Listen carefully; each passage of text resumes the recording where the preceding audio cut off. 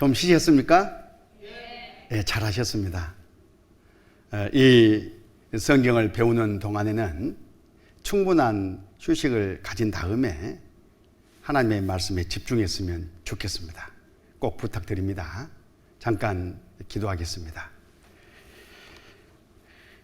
천주와 우주 만물을 창조하시고 우리 인생의 생사복을 주관해 가시는 아버지 하나님, 참으로 감사를 드립니다. 아무것도 모르던 저희들 성경 말씀 앞에 인도해 주시고 하나님을 만나 영생할 수 있는 기회 주신 것을 감사드립니다. 이 시간에도 대언하는 입술이나 듣는 각사한 마음이나 온전히 주님께서 주장해 주실 것을 믿고 의지하면서 우리 구주 예수님 이름으로 기도드렸습니다. 아멘. 성경 말씀 요한계시록 21장을 보시겠습니다. 요한계시록 21장 3절, 요한계시록 21장 3절 4절. 내가 들으니 보좌에서 큰 음성이 나서 가로되 보라, 하나님의 장막이 사람들과 함께 있음에 하나님이 저희와 함께 거하시리니 저희는 하나님의 백성이 되고 하나님은 친히 저희와 함께 계셔서 모든 눈물을 그 눈에서 씻기심에 다시 사망이 없고 애통하는 것이나 고가는 것이나 아픈 것이 다시 있지 아니하리니 처음 것들이 다 지나갔음이로라. 우리는 앞 시간에 우리 인생이 이 땅에 태어나 사는 목적에 대해서 배웠습니다. 영생입니다.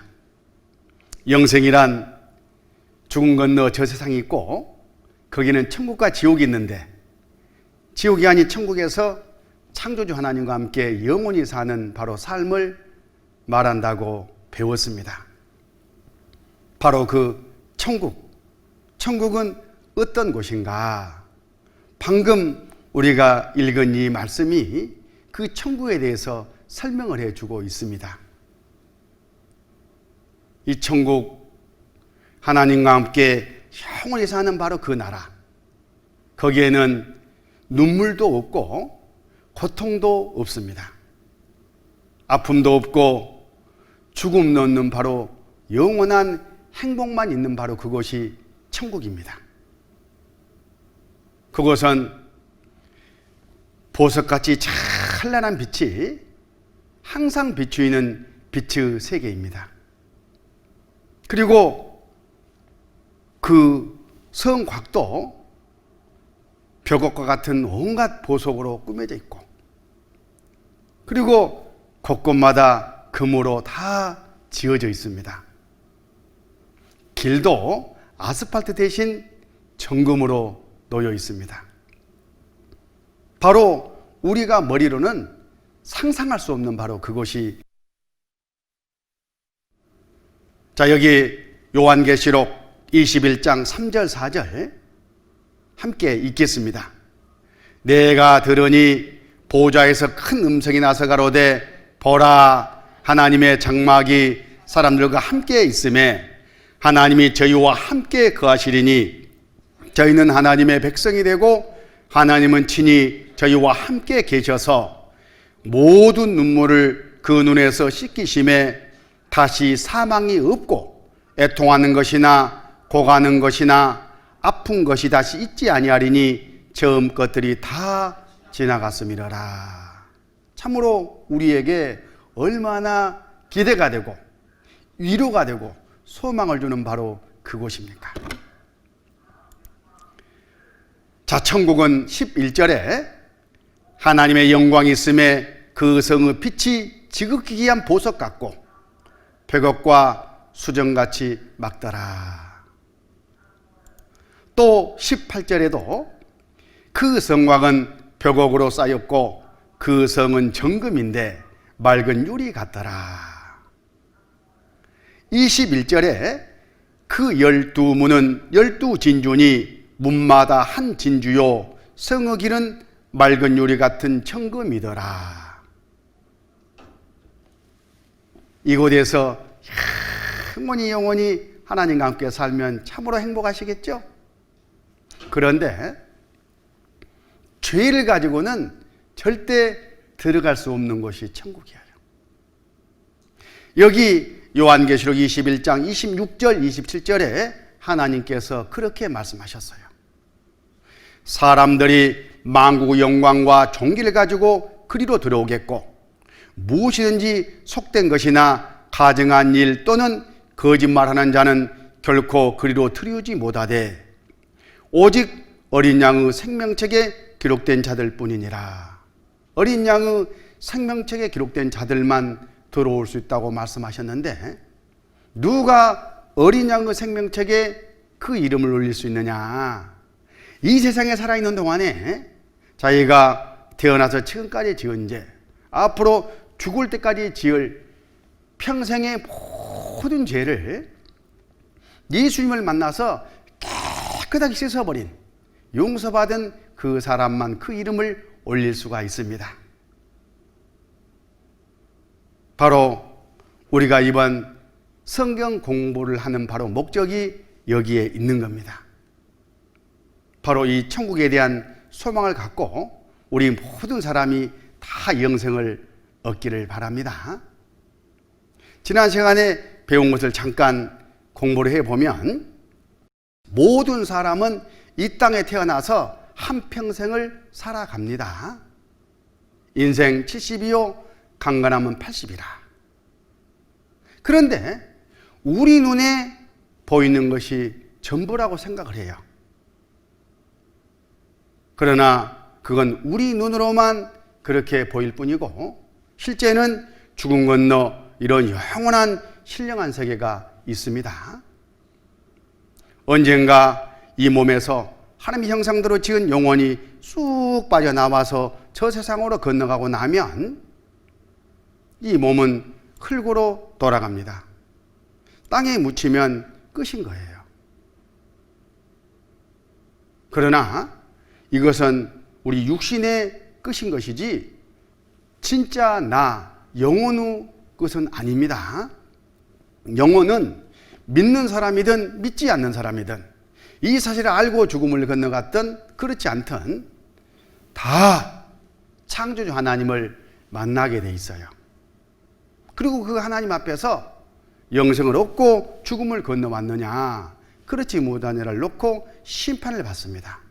그 결과 영생을 얻고 죽음을 건너간 사람은 천국에 들어가고 그렇지 못한 사람은 지옥 가는 그 일이 죽음 건너에 있는 겁니다.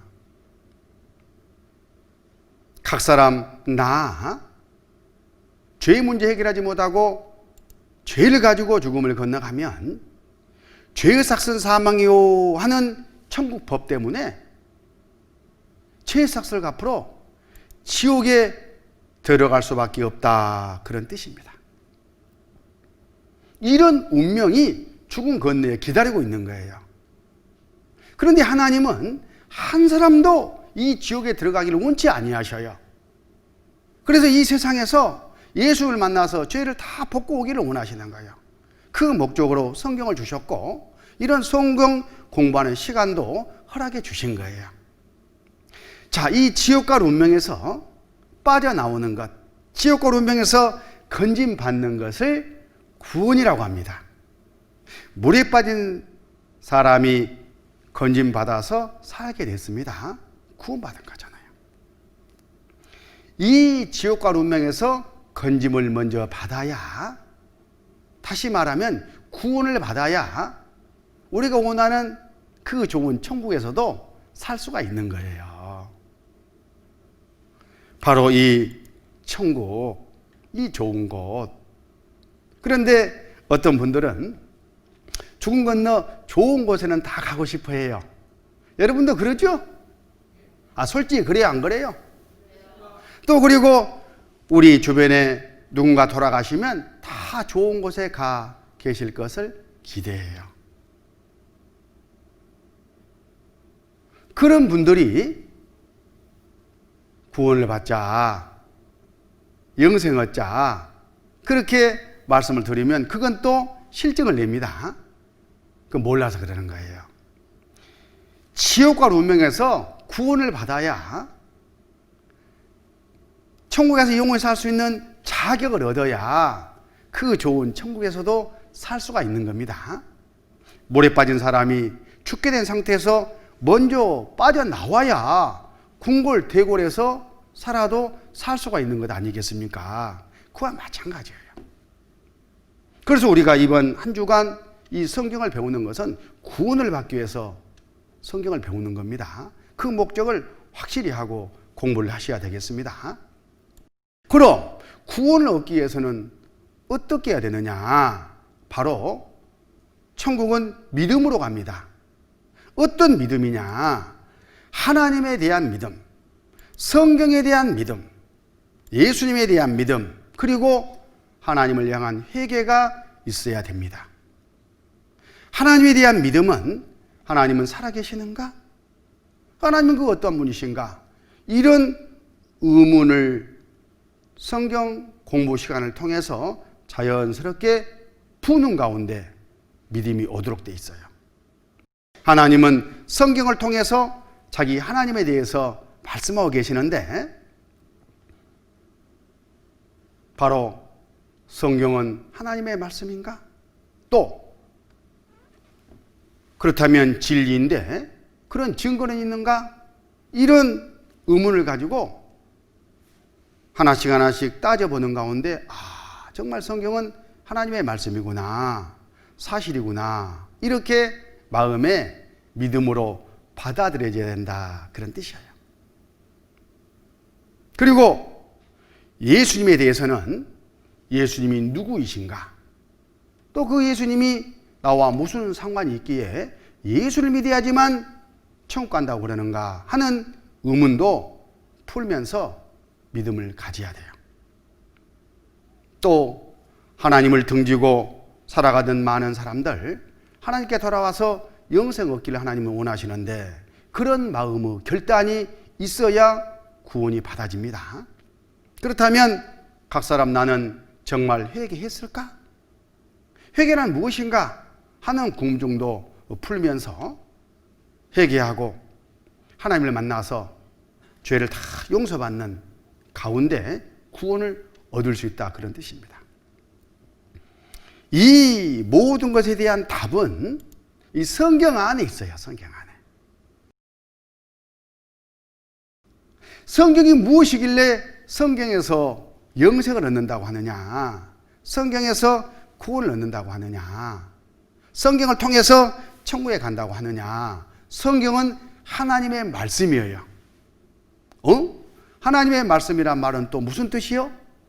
하나님이, 신으로 계신 그 하나님이 사람을 감동시켜가지고 불러주시면서 받아 기록하게 한 하나님의 말씀이다, 그런 뜻이에요.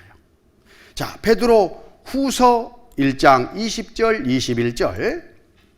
먼저 알 것은 경의 모든 애언은 사사로이 풀 것이 아니니 애는 언제든지 사람의 뜻으로 낸 것이 아니요 오직 성령의 감동하심을 입은 사람들이 하나님께 받아 말한 것임이니라. 성경은 사람이 마음대로 풀어서는 안 된다. 코에 걸면 코걸이, 귀에 걸면 귀걸이가 아니다, 이렇게 지금 강조하시죠. 왜 그러느냐 하면 성경은 사람 생각을 기록해 놓은 것이 아니고 천지 우주 만물을 창조하신 신으로 계신 하나님이 사람 손을 빌어서 감동을 시켜서 하나님의 마음과 하나님의 계획을 기록해 놓았기 때문에 하나님의 성령으로 말미암아 깨달아져야 된다 하는 바로 그 경계의 말씀입니다. 여기 21절 같이 한번 읽으실까요? 애언은 언제든지 사람의 뜻으로 낸 것이 아니요 오직 성령의 감동하심을 입은 사람들이 하나님께 받아 말한 것임이니라. 바로 대통령이 기자회견을 하면 기자들이 열심히 받아 써가지고 그 다음 신문에 실립니다. 그러면 우리가 신문을 읽을 때에 거기에 기자 이름도 있는데도 불구하고 기자 마음과 기자 계획과 기자 생각으로 받아들이지 않잖아요. 대통령께서 이런 계획과 이런 말씀을 하셨구나, 그렇게 받아들이는 것처럼 성경은 받아쓰기는 사람이 받았었지만은 불러주신 분은 하나님이기 때문에 하나님의 말씀이다, 그런 뜻이에요. 데살로니가 전서 2장 13절에 이러므로 우리가 하나님께 쉬지 않고 감사함은 너희가 우리에게 들은 바 하나님의 말씀을 받을 때에 사람의 말로 아니하고 하나님의 말씀으로 받음이니 진실로 그러하다.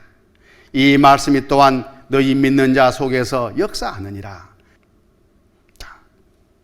이 성경은 하나님의 말씀이셔요. 어떤 사람들은 이 성경을 기독교의 경전점으로 생각합니다. 그래서 나는 유교인이기 때문에, 나는 불교인이기 때문에, 나는 기독교인이 되고 싶은 마음이 없기 때문에 성경은 나하고 상관없어, 그렇게 쉽게 결론을 내리는데 그렇지 않다는 거예요. 성경은 기독교 경전이기 이전에 천지 우주 만물을 창조하신 하나님이 각 사람 나에게 하신 하나님의 말씀이에요. 그래서 성경 첫 페이지를 보면 모든 사람을 위한 말씀이다, 이렇게 메모가 되어 있어요. 이사야 34장 16절에 너희는 여호와의 책을 자세히 읽어보라. 이 성경은 여호와의 책이에요. 여호와는 하나님의 이름입니다.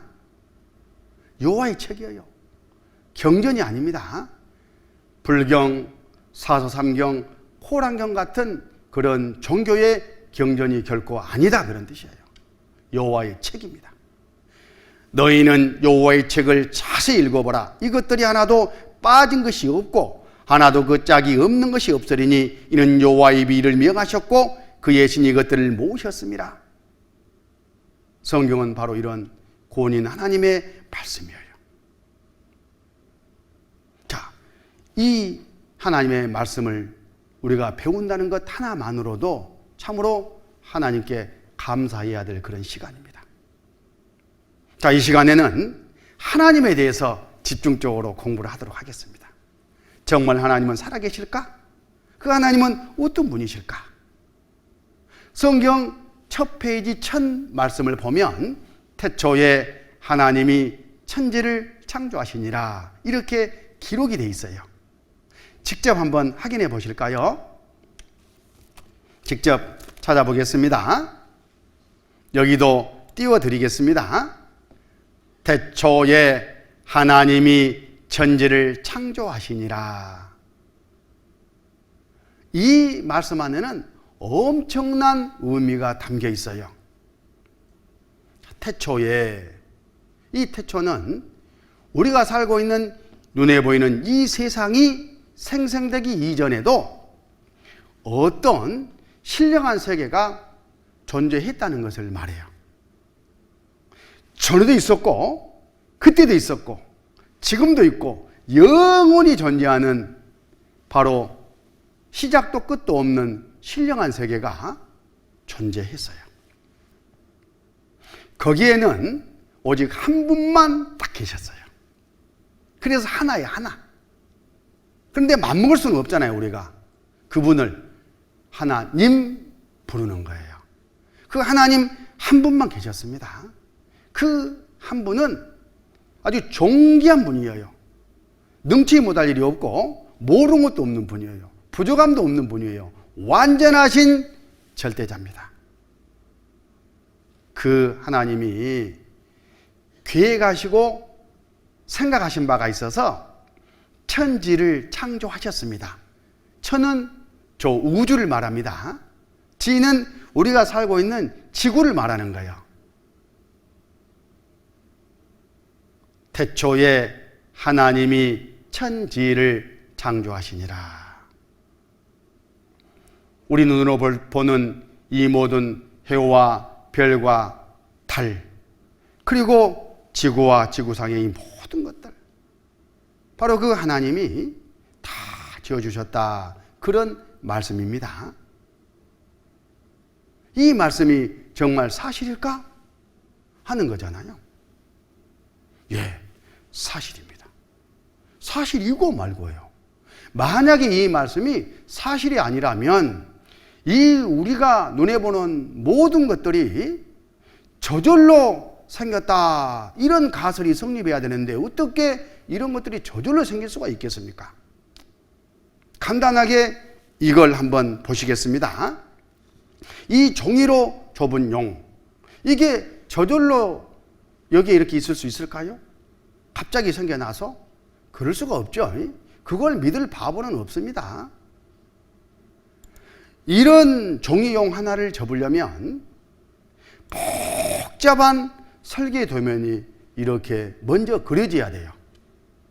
그리고 설계 도면대로 접었더니만은 275번을 접더랍니다. 몇 번 접었다고요? 275번이나 손길이 갔을 때에 이런 용 한 마리가 접어지더라 그거요.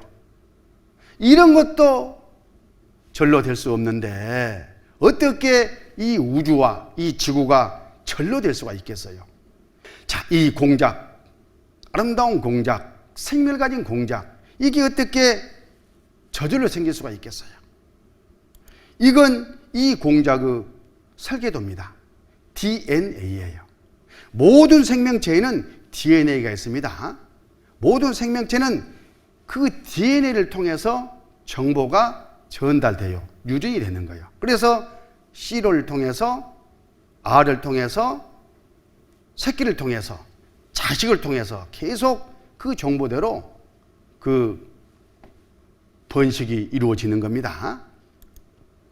집을 지으려면 이런 설계 도면이 필요하죠. 이 집이 지어졌습니다. 설계 도면 없이, 지은 사람 없이 저절로 지어져 있을 수 있겠어요? 우리가 짓는 것을 눈으로는 못 봤지만은 누군가 설계했고 누군가 지었다는 것은 정확한 사실이잖아요. 그런데 어마어마한 이 우주와 이 지구와 지구의 만물이 우리가 눈으로 지은 것을 보지 못했다 해서 저절로 생겼다, 이렇게 결론 내리면 되겠습니까? 히브리서 3장 4절에 집마다 지은 이가 있으니, 맞는 말이잖아요. 만물을 지으신 이는 하나님이시라. 만물을 지으신 분도 있어야 될 거 아니냐, 바로 그분이 하나님이다, 이렇게 선언하고 계셔요. 벌은 벌집을 짓습니다. 사람은 많은 건축물을 짓습니다.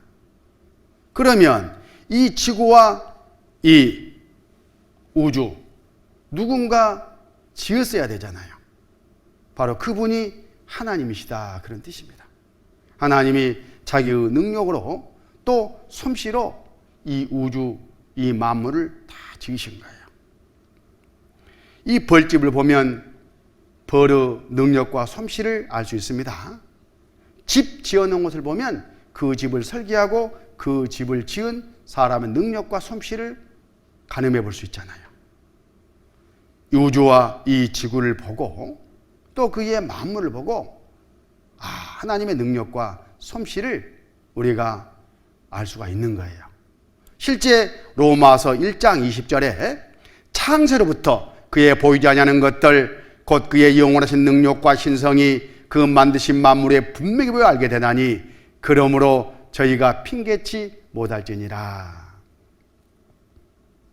하나님이 지으신 이 만물을 보면 하나님이 어떠한 능력을 갖고 계시는지, 또 하나님이 어떠한 지혜를 갖고 계시는지 그 솜씨를 알 수 있다, 그런 뜻입니다. 그래서 죽은 건너 나는 하나님 눈으로 보지 못해서 못 믿었습니다 라는 핑계를 댈 수 없다는 겁니다. 만물을 보면요, 하나님의 존재는 믿어지도록 하나님이 우리 안에 양심으로 넣어 놓으셨어요. 자, 여기 아름다운 이 꽃, 뭐 같죠? 원숭이 같죠? 네. 이게 어떻게 저절로 생겨났겠어요? 이 꽃이나 이 꽃송이나 이 꽃송이나 똑같습니다. 이 꽃나무에서는 이 꽃이 맺히도록 맨 처음 설계가 되어 있기 때문에 그래요. 누가 이렇게 설계를 했겠어요?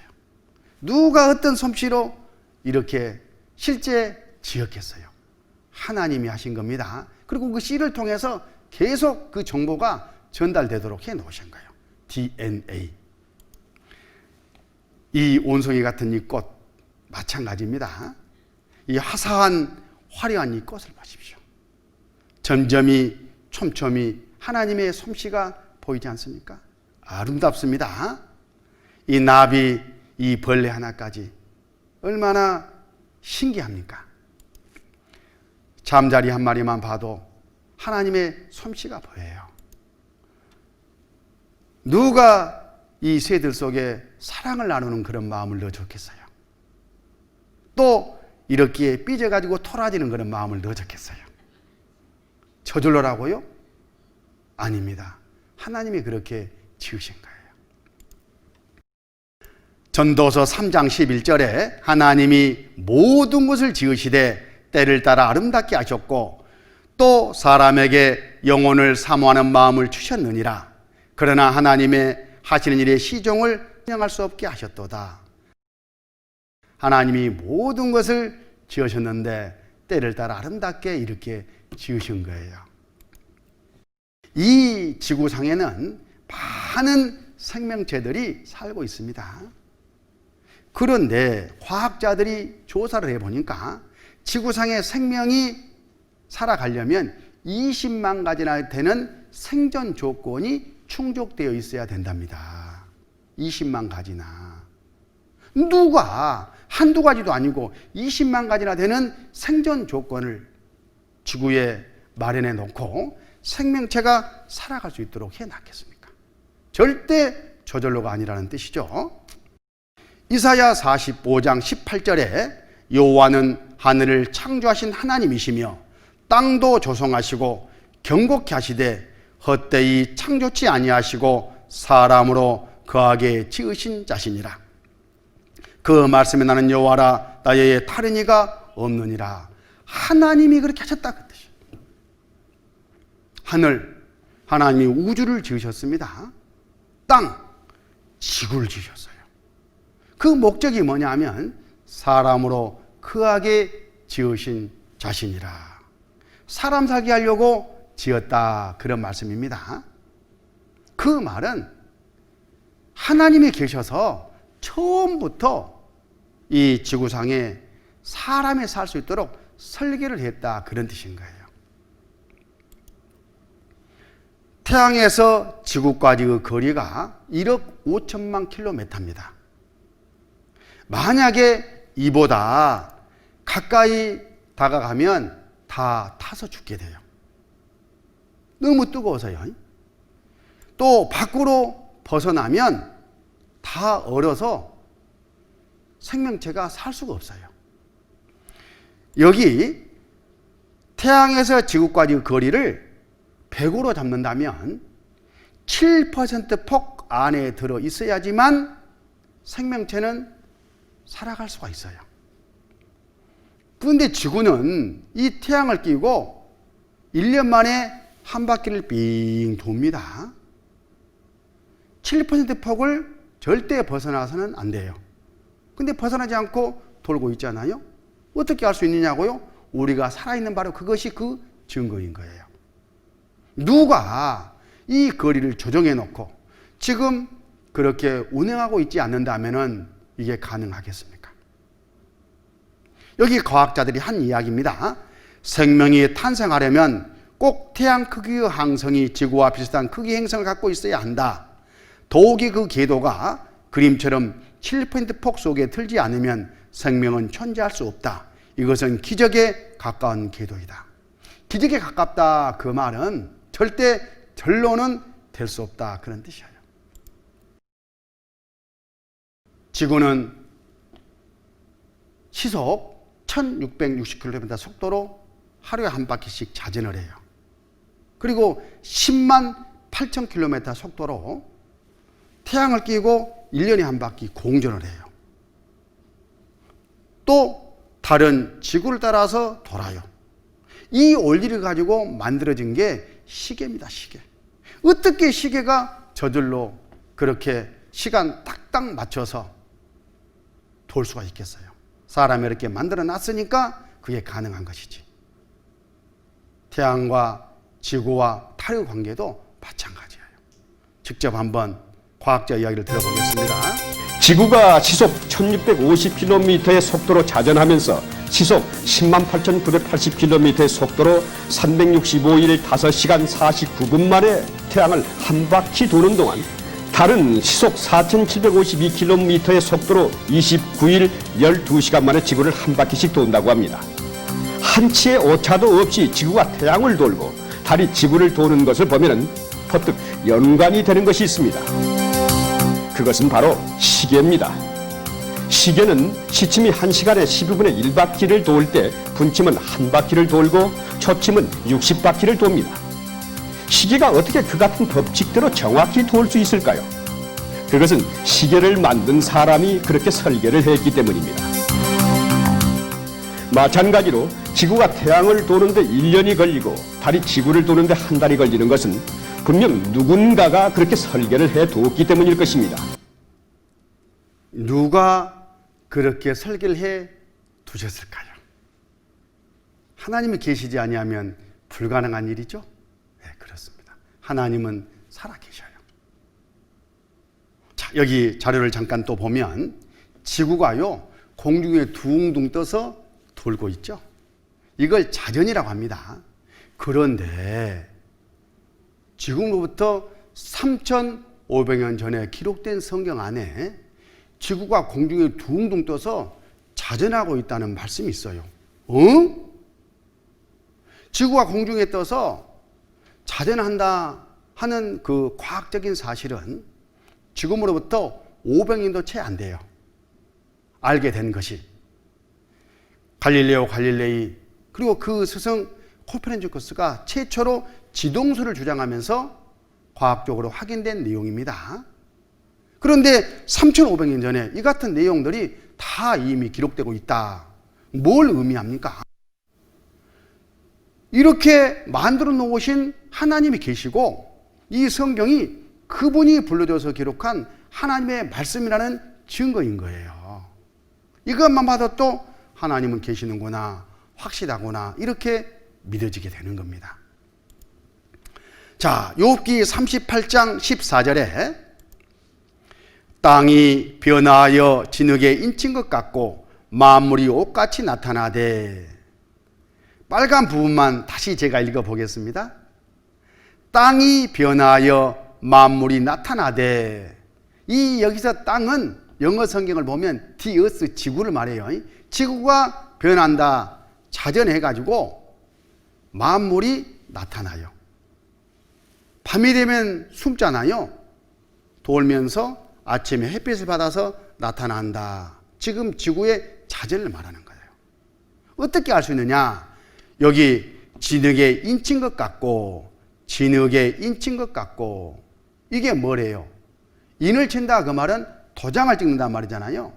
옛날 도장은 이런 몸통에 문양을 새겼어요. 그리고 또르르 굴려서 이 문양이 나왔습니다. 그런 것처럼 지구가 돈다 그 말이에요. 자, 여기 잠깐 보실까요? 이것은 돌로 만들어진 원통형 도장이다. 교역이 점점 더 활발해짐에 따라 계약이란 개념이 생기기 시작했다.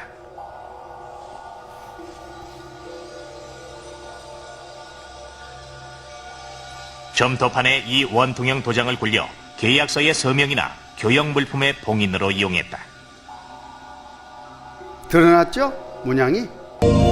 현재 위치에선 북반구는 겨울이고 지구도 남반구는 돌면서 문양이 드러나고 있죠? 이 말씀을 지금 하고 있는 거예요. 3,500년에 기록된 성경에 하나님이 살아계시고 이 말씀이 그분의 말씀이 아니면 있을 수 없는 말입니다. 자, 함께 읽으실까요? 땅이 변하여 진흙에 인친 것 같고 만물이 옷같이 나타나되, 또 이 동일한 3,500년에 기록된 욥기 성경 안에는 이 지구 땅덩이를 하늘에 달아났다, 띄워놨다 이렇게 말씀되고 있어요. 욥기 26장 7절에 그는 북편 하늘을 화공에 펴시며 땅을空간에 다시며, 땅을 공간에 달아놨다. 이 말씀이 기록될 당시에는 그 당시의 사람들은 이렇게 지구를 생각하고 있었어요. 옛날 사람이 생각한 지구의 모양, 하늘을 나는 교통수단이 없었던 옛날 지구가 둥글다고 생각한 사람은 없었다. 지구는 커다란 쟁바 같은 것으로 둘레는 바닷물에 떨어져 버린다고 생각했다. 이럴 때에 지구가 공중에 달려있다고 기록이 됐다니까요. 이렇게 하나님의 말씀인 거예요. He hangs the earth on nothing. 지구가 아무것도 없는 허공에 달려있다. 그렇게 영어 성경도 말하고 있지 않습니까? 그런데 동일한 말씀 가운데 그는 북편 하늘을 허공에 펴시며 땅을 공간에 다시며 북쪽 하늘에 대해서도 지금 말씀하고 계시죠. 우리가 이 북쪽 하늘을 보면 밤에 별이 많아요? 없어요? 별이 많죠. 그런데 3,500년 전에 하나님이 성경에다가 아니다, 그 너머를 보면 별이 없는 텅 빈 공간으로 내가 만들어놨다, 그렇게 말씀하셔요. 그리고 우리 시대에 미국의 3대 천문대에서 실제 북두칠성 D 우주망원경으로 넘어다 보니까 별이 없는 텅 빈 공간이 지름 3억광년짜리가 있다는 것이 확인이 됐어요. 그렇게 만드신 분이 계시지 않고 이 성경이 그분의 말씀이 아니라면 어떻게 이런 말씀이 여기에 기록될 수가 있겠습니까? 자, 1981년 10월 13일자 우주에 불가사의한 공간이 있다. 미국의 3대 천문대에서 관측 결과 밝혀져 북두칠성 D 지름 3억 광년 별도 별로 없이 텅 빈 상태. 보세요. 성경은 정확한 사실입니다. 과학이 발달하면 할수록 성경이 사실이라는 것이 확인되는 거예요. 하나님이 이 모든 것을 행하신 거예요. 창세기 1장에 보면 하나님이 이 우주 만물을 창조한 내력이 쭉 기록되어 있는데 그대로 실제 상황이 존재합니다. 하나님은 살아계시고 성경은 하나님의 말씀이고 진리라는 바로 그 증거인 거예요. 여기 계속해서 좀 보면 태초에 하나님이 천지를 창조하시니라, 이렇게 우주와 지구를 창조하신 다음에 1장 3절 하나님이 가라사대 빛이 있으라 하시매 빛이 있었고 그래서 빛이 존재하는 거예요. 또 6절부터 8절까지 하나님이 가라사대 물 가운데 궁창이 있어 물과 물로 나뉘게 하리라 하시고 하나님이 궁창을 만드사 궁창 아래의 물과 궁창 이 물로 나뉘게 하심에 그대로 되니라. 하나님이 궁창을 하늘이라 칭하시니라. 저녁이 되며 아침이 되니는 둘째 날이니라. 궁창은 우리가 숨을 쉬고 사는 대기층을 말해요. 그리고 물 존재하잖아요. 하나님이 그렇게 지어주신 거예요. 그 다음 11절 12절에 하나님이 가라사대 땅은 풀과 씨 맺는 채소와 각기 종류대로 씨 가진 열매 맺는 과목을 내라 하시며 그대로 돼요.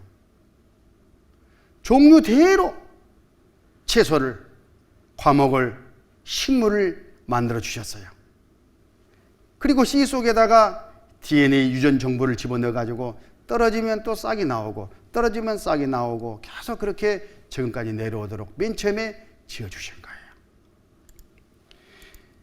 창세기 21장 20절 21절에 하나님이 가라사대 물드는 생물로 번성케 하라. 땅이 하늘의 궁창은 새가 나르라 하시고 하나님이 큰 물고기와 물에서 번성 움직이는 모든 생물을 그 종류대로 날개 있는 모든 새를 그 종류대로 창조하시니 하나님의 보시기에 좋았더라. 종류대로 창조했어요. 진화된 게 아니요. 각자 DNA가 다 다르잖아요. 또 24절에 하나님이 가라사대 땅은 생물 그 종류대로 내되 육축과 기는 것과 땅의 짐승을 종류대로 내라 하시고 그대로 되니라. 들판에 뛰어다니는 동물들, 그리고 집에서 기르는 육축들, 하나님께서 종류대로 다 지어주셨어요. 누구를 위해서? 각 사람 나를 위해서, 인간을 위해서 지어주신 거예요. 27절 28절에 보면 하나님이 자기 형상 곧 하나님의 형상대로 사람을 창조하시되 남자와 여자를 창조하시고, 그래서 우리가 이 땅에 태어나 살고 있는 겁니다. 하나님이 그들에게 복을 주시며 그들에게 이르시되 생육하고 번성하여 땅에 충만하라. 땅을 정복하라. 바다의 고기와 공중 새와 땅에 움직이는 모든 생물을 다스리라 하시니라. 우리 인간을 위해서 주셨잖아요. 우리가 무엇이길래, 각 사람 내가 하나님 앞에 어떤 존재이길래 이 모든 것을 다스리며 누리고 살으라고 주셨는가? 바로 하나님의 형상대로 지음받은 장래 천국 가서 하나님과 함께 영원히 살 사랑의 짝의 대상이기 때문에 그러는 겁니다. 식물은 동물과 사람을 위해서 지어주셨고, 동물과 식물은 사람을 위해서 주셨습니다.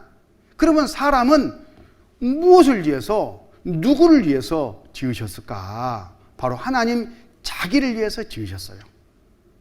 그래서 사람은 하나님을 만나서 하나님과 함께 영원히 사는 자학을 얻어야 이 땅에 태어나 사는 목적을 달성하는 겁니다. 창조주의 목적을 달성하는 거예요. 하나님이 창조하신 만물을 보면서 하나님의 능력과 신성, 그리고 각 사람 나의 존재에 대해서 좀 생각해 보도록 하겠습니다.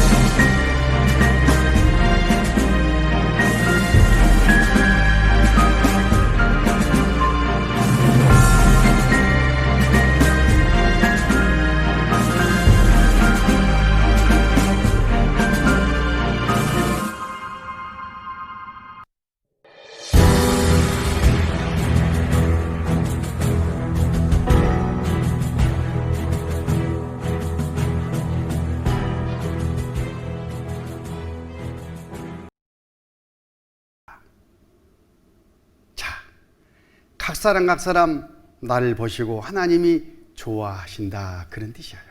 그럼 각 사람 나는 누가 지었을까? 그야 뭐 당연히 우리 부모가 지었지, 그러신 분들도 종종 있습니다. 진짜 그 말이 맞을까요? 그렇다면은 아들을 낳아 보려고 딸을 7씩이나 낳아 가지고 칠순이라는 이름이 생겨나서는 안 되는 거예요.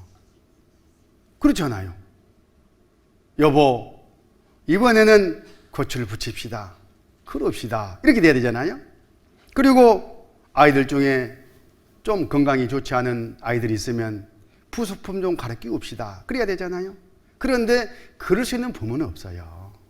부모가 자녀를 만들지 않는다는 증거입니다. 단지 부모는 나를 태어나게 하는 과정일 뿐이에요. 하나님이 쓰시는 통로다, 그런 뜻입니다. 먼저 시편 139편 13절 14절을 보면 주께서 내 장부를 지으시며 나의 모태에서 나를 조직하셨나이다. 하나님이 어머니 뱃속에서 나를 지으셨다, 그런 말씀이죠. 내가 주께 감사함은 나를 지으심이 신묘막측하심이라. 주의 행사가 기함을 내 영혼이 잘 아나이다.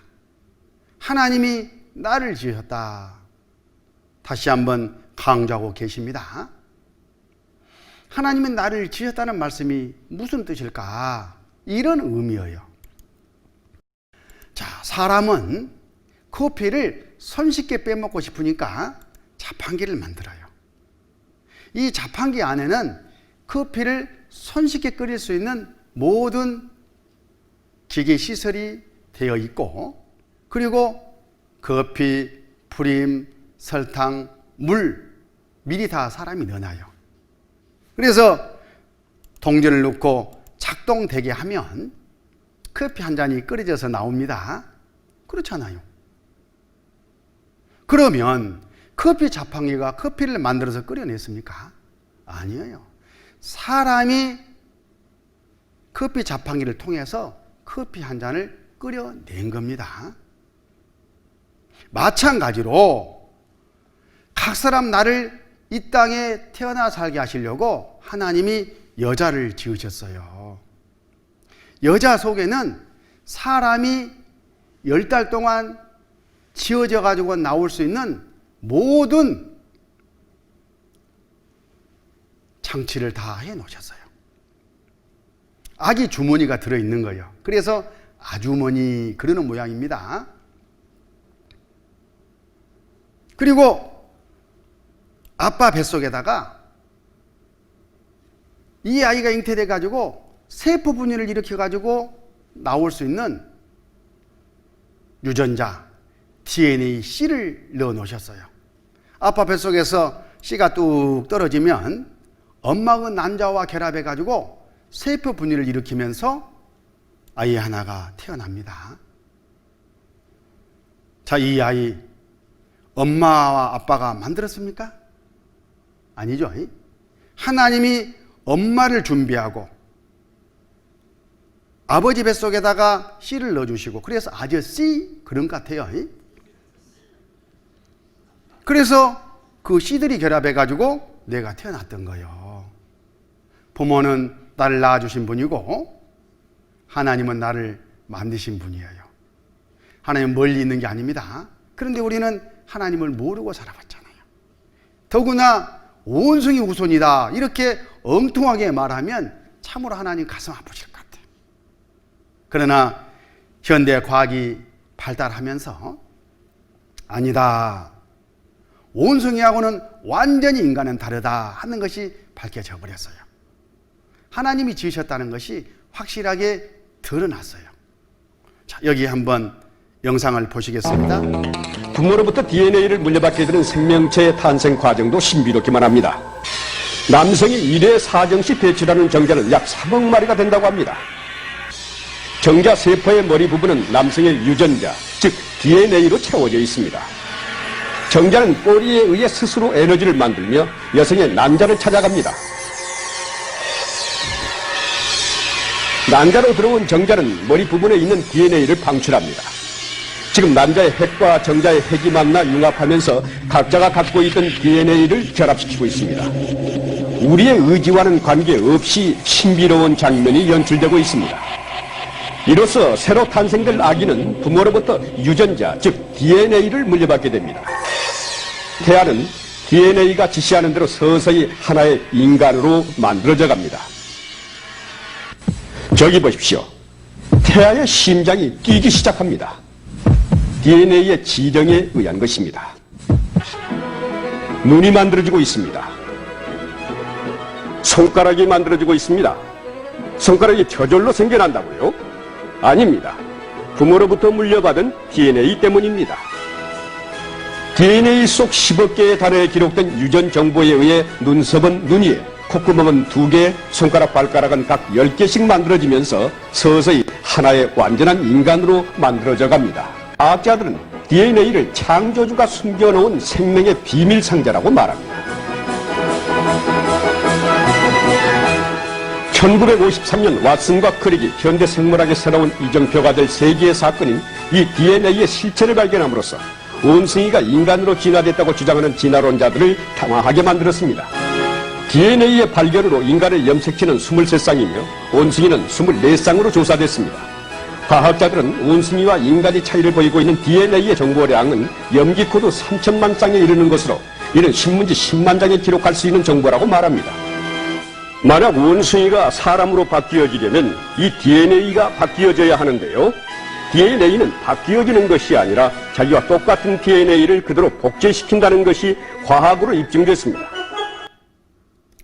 과학이 모든 진실을 다 밝혀주었죠. 자, 여기 자료 계속해서 좀 보겠습니다. 콩 심은 데 콩 나고 팥 심은 데 팥 난다. 맞아 틀려요. 망고의 진리입니다. 멘델의 법칙이잖아요. 코끼리에서는 코끼리만 태어납니다. 자, 얼룩말에서는 얼룩말만 태어나요. 그럼 곰에서는요, 곰만 태어나는 거예요. 곰에서 사람이 나왔다. 그러면 안 되는 겁니다. 원숭이에서는요, 유전 정보가 원숭이이기 때문에 원숭이가 나오는 거예요. 사람은 사람에게서 태어나는 겁니다. 이 아이가요, 누구 닮았죠? 제 손자예요. 이 아버지라는 남자와 어머니라는 여자가 없이 이 아이가 어떻게 태어나서 지금 존재할 수가 있겠습니까? 이 아이의 엄마는 제 딸인데, 제 딸은 아빠라는 저 남자와 엄마라는 제 아내 여자 없이 어떻게 태어났겠어요? 그리고 저는요, 또 여러분은요, 아버지라는 남자와 어머니란 여자 없이 어떻게 태어났겠어요? 그렇게 조상 대대로 쭉 올라가 봅니다. 그러면 맨 처음 더 이상 이제 부모가 없는 시점에 딱 가서 보면 나와 똑같은 DNA 유전인자를 가진 남자가 있어야 되는 거예요. 또 여자가 아기 주머니를 가진 아주머니가 있어야 되는 거예요. 그렇잖아요. 그래서 그 씨 뱃속에 DNA 설계도를 넣고 있다가 넘겨주면 세포 분열해가지고 그 지시대로 아이가 태어나고 태어나서 내가 태어나 살 수가 있는 거예요. 그러면 맨 처음 그 남자 여자 어디서 왔을까요? 그리고 누가 그 남자 속에 후손들이 태어날 수 있는 그 설계도 DNA 유전 정보를 넣어놨을까요? 천지 우주 만물을 창조한 하나님, 못할 일이 없는 하나님이 안 계시면 불가능한 일입니다. 있을 수가 없는 이야기예요. 바로 내가 살고 있는 바로 그것이 하나님이 살아계신다는 바로 그 증거이고 성경이 사실이라는 증거인 거예요. 여기 사도행전 17장 26절에 하나님은 이렇게 말씀하셨어요. 1900년 전의 말씀입니다. 인류의 모든 족속을 한 혈통으로 만드사 온 땅에 거하게 하시고 저 연대를 정하시며 거주 경계를 하셨으니 인류의 모든 족속을 한 혈통으로 만들었다. 이렇게 말씀하셔요. 그런데 어떤 사람들은 여러 종족들 사이에 원래 원숭이 조상이 있었다. 그 원숭이가 꼬리가 들어가고 허리가 펴지고 걷기 시작하더니만은 그 인종의 조상이 됐다. 이렇게 말을 했어요. 동시다발 진화설입니다. 그래서 이제 네가 맞다, 내가 맞다 다툼이 생기니까 세계에서 가장 권위 있는 연구소 지오그리펙에서 그래 한번 따져보자. 그래가지고 세계에 있는 모든 인종들의 피를 뽑아가지고 DNA 분석을 해봤어요. 그랬더니만 어떤 결과가 나왔을까요?